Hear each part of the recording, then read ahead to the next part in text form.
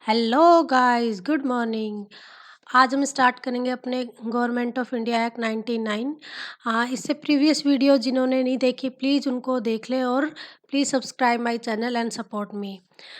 आपने सबने हिस्ट्री में पढ़ा होगा कि 1905 में स्वराज मूवमेंट स्टार्ट हुआ था और 1907 में सूरत स्प्लिट जो majorly known for the split in Congress.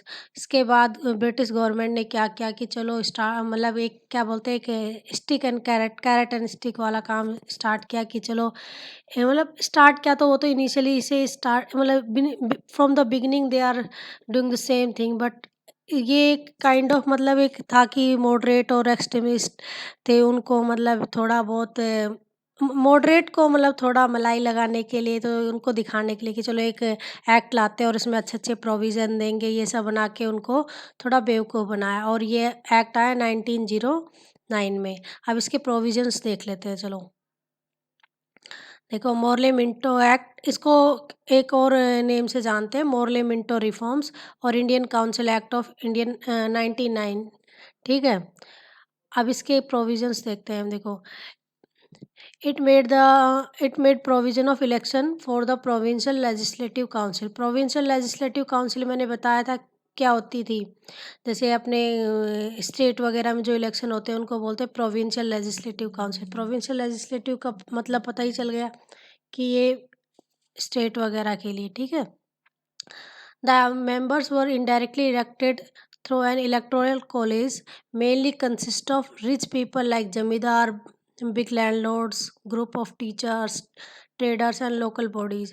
जैसे कि हमें सबको पता है कि ये मेनली किसके लिए, मतलब वो लोग क्या चाहते थे कि मतलब पुअर्स को तो एकदम, क्योंकि पुअर्स तो उनके काम के नहीं है इतने, उनको कोई लोन वगैरह देंगे नहीं, नहीं लोन नहीं, सॉरी, मतलब कि इनकम टैक्स तो पे करेंगे ही नहीं, मतलब टैक्स तो इतना देंगे नहीं, और बस उनसे तो पुअर है, उनको तो बस उनसे तो मतलब वो इनके इतने काम के नहीं है जितने उनके रिच पीपल्स थे, और उनमें मतलब कि फूट डालने की कोशिश भी कर रहे थे पुअर और रिच के बीच में। तो इसलिए इन्होंने क्या किया कि जो zamindars, big landlords and group of teachers हैं, इनको कुछ लोगों को क्या कर दिया कि इलेक्ट करने की थोड़ी बहुत उनको पावर दे दी, मतलब इलेक्शन डाल सकते हैं, वोट डाल सकते हैं अपने, मतलब कि जो कैंडिडेट्स हैं। जैसे अभी तो सबको अलाउड है अभी करंट सिचुएशन में, तो वैसे ही इसमें पहले क्या किया, कुछ लोगों को इन्होंने दी थी। ठीक है? The official majority was abolish in the provincial legislative council, but it was written in central legislative council. मतलब स्टेट्स वगैरह में इन लोगों ने अभी नॉन ऑफिशियल, मतलब कि जो मेंबर्स थे, इंडियन मेंबर्स थे, इन सब की मतलब कि मेजोरिटी कम कर दी है कि अब इंडियंस भी मेजोरिटी में रह सकते हैं प्रोविंशियल लेजिस्लेटिव काउंसिल में, बट एट सेंटर लेवल पे वो ऑफिशियल्स मींस ब्रिटिशर ही मेजोरिटी में रहेंगे। अगर देखो, मेजोरिटी और माइनॉरिटी का क्या है कि मेजोरिटी में अगर कोई पार्टी आ जाती है तो वो अपना इलेक्शन, मतलब कोई भी डिसीजन लेना है तो अपने अकॉर्डिंग ले लेती है, लेकिन अगर कोई दूसरी मतलब वो मेजोरिटी में नहीं आती है तो उसको लोगों के मतलब क्या होता है कि इतनी स्ट्रॉन्ग गवर्नमेंट नहीं बन पाती। वैसे ही इसमें क्या कि उनके वो अपनी ये जो पावर थी इंडिया की वो सारी पावर अपने हाथ में रखना चाहते थे। इसलिए उन्होंने क्या किया कि सेंट्रल लेवल पे तो वो अपनी मेजॉरिटी रखे, और स्टेट लेवल पे क्या किया, उन्होंने मेजॉरिटी को कम कर दिया ताकि वो Indian governments, sorry, Indian peoples के हाथ में मेजॉरिटी चली जाए। मतलब कितनी पावर होती है स्टेट लेवल पे, थोड़ी बहुत पावर देते थे, बाकी सारी तो सेंटर के हाथ में ही होती है। अभी भी देख लो कि सेंटर ही ज़्यादा पावरफुल है एज़ कम्पेयर टू स्टेट। तो अगले पॉइंट देखते हैं। British authority gave the right to Indian members to supplementary question and introduce the resolution. ठीक है? अभी देखो रिजोल्यूशन क्या होता है। रिजोल्यूशन आज के टाइम पे क्या होता है, जैसे अगर कोई हाउस वर्किंग नहीं है, मतलब कि अभी उनका कोई सेशन चल नहीं रहा, जैसे अभी 3 सेशन है, winter session, summer session and monsoon session.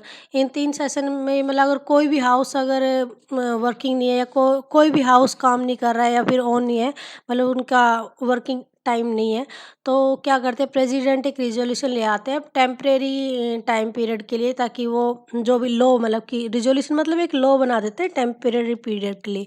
तो वो अथॉरिटी अब इन्होंने क्या कर दी कि सप्लीमेंट्री क्वेश्चन मतलब कुछ क्वेश्चंस इंडियन भी पूछ सकते हैं अब, उन्होंने ये थोड़ी अथॉरिटी इंडियंस को दे दी अब। They introduce A separate electoral for the Muslim, ये सबसे मेन इंपॉर्टेंट उन्होंने क्या किया कि सेपरेट इलेक्टोरल सिस्टम इंट्रोड्यूस कर दिया। इसमें क्या कि मुस्लिम्स ही मुस्लिम को वोट कर सकते हैं, मतलब वो एक क्या कर रहे थे कि रिलीजन बेस पे सोसाइटी को डिवाइड कर रहे थे। तो वही चीज़ ये चीज़ बाद में बहुत ज़्यादा इंडिया को पार्टीशन में भी बहुत इंपॉर्टेंट रोल मतलब बहुत गंदा रोल प्ले किया कि इंडिया और पाकिस्तान अलग हो गए। अदरवाइज़ अगर ये लोग इतना मतलब कि ये पार्टीशन वाला सिस्टम स्टार्ट ही नहीं करते या इलेक्टोरल सिस्टम स्टार्ट ही नहीं करते, तो क्या पता इंडिया और पाकिस्तान आज एक होता। तो द इनकम क्वालिफिकेशन अभी मैंने इसमें बताया, देखो यहाँ पे लिखा हुआ है कि income was the base criteria for the election electoral system, और इलेक्शन के लिए उनको इनकम अगर अच्छी है, अमीर लोग ही वोट कर सकते हैं, गरीब लोग वोट नहीं कर सकते। वैसे इसमें क्या कि इनकम क्वालिफिकेशन क्या कर दी मुस्लिम्स की, कम कर दी। मतलब उनका जैसे इंडिया के मान लो कि 10 लाख अगर कोई किसी की इनकम है तो वो वोट दे सकता है, वैसे ही उनकी कुछ कर दी कम, जैसे मान लो 8 लाख कर दी या 5 लाख कर दी, इतनी इनकम होगी तो वो वोट कर सकते हैं। On Indian members was to be added to viceroy executive council. देखो ए वन वन है यहाँ पे, ठीक है। एक मेंबर इंडिया का अलाउ कर दिया वॉइसरॉय की जो एग्जीक्यूटिव काउंसिल है उसके अंदर मतलब ऐड कर दिया एक मेंबर को, ठीक है। और वो पहला मेंबर कौन था, सत्येंद्र प्रसाद सिन्हा। मतलब Satyendra Prasad Sinha was the first member who added in the Viceroy Executive Council. And the provision of Government of India Act 1919 couldn't satisfy the aspiration of moderate leaders. जैसे कि हमें अभी पहले स्टार्टिंग में बताया था कि मॉडरेट और एक्सट्रीमिस्ट लीडर्स थे, तो उनमें क्या था कि ये दोनों सूरत स्प्लिट हो गया, जिसमें कांग्रेस डिवाइड हो गई दो पार्ट में, एक्सट्रीमिस्ट अलग हो गए, मॉडरेट्स अलग हो गए। तो उसमें क्या कि मॉडरेट्स को उन्होंने क्या कैरेक्टरिस्टिक वाला गेम खेला था कि हाँ मॉडरेट्स को अपने मतलब कि कॉन्फिडेंस में ले लिया, ताकि वो लोग अपनी मनमानी कर सकते हैं। कौन, ब्रिटिशर्स अपनी मनमानी कर सकते हैं मॉडरेट को अपनी साइड लेके। बट मॉडरेट ने क्या किया कि हाँ उन्होंने बिलीव किया ब्रिटिशर्स पे, पर ब्रिटिशर्स ने क्या किया, उनको धोखा दिया, सेम लाइक प्रीवियस प्रोविजंस। उन्होंने क्या किया, देखो ये गवर्नमेंट ऑफ इंडिया एक्ट 99 था, इसमें मतलब उन्होंने इतने कुछ अच्छे प्रोविजंस डाले नहीं, और ऊपर से उन्होंने इंडिया की सोसाइटी को डिवाइड कर दिया on the basis of religion, ठीक है।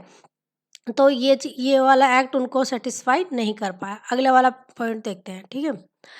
They oppose the creation of separate electoral system on the basis of the more religion, ये मैंने पहले ही बता दिया। They are highly disaffected about this and Morley clearly declare the he had the absolutely no intention. हाँ उन्होंने क्या था कि मोरले, देखो इसमें मोरले मिंटो एक्ट में क्या था कि मोरले कौन था, मोरले वाज द सेक्रेटरी, जो कहाँ पे बैठता था, लंदन में, और Minto was the viceroy which is based in India, ये इंडिया के अंदर था। मतलब ये सेक्रेटरी और उसके वॉइसरॉय के नेम से बना हुआ रिफॉर्म है।